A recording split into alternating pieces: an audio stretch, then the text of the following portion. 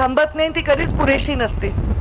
कितीही केला तरी जुन्या दुरुस्त्या निघतात आणि नवीन निर्मितीची गरज भासते.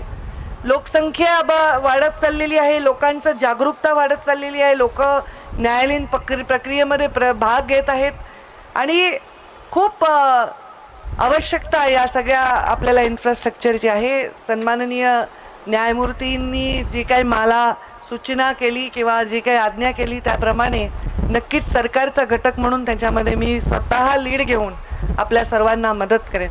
आज महाराष्ट्र दिन आहे आणि महाराष्ट्र दिनाच्या निमित्ताने हा कार्यक्रम होत आहे.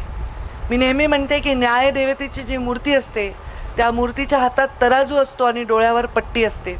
पण ही डोळ्यावरची पट्टी केवळ न्यायदेवतेनी नाही तर न्यायाचं काम करणाऱ्या प्रत्येक पदावरील व्यक्तीने जर डोळ्यावर एक अदृश्य पट्टी बांधली तर जनतेच्या न्यायाचा आणि हिताचा निर्णय हा नक्कीच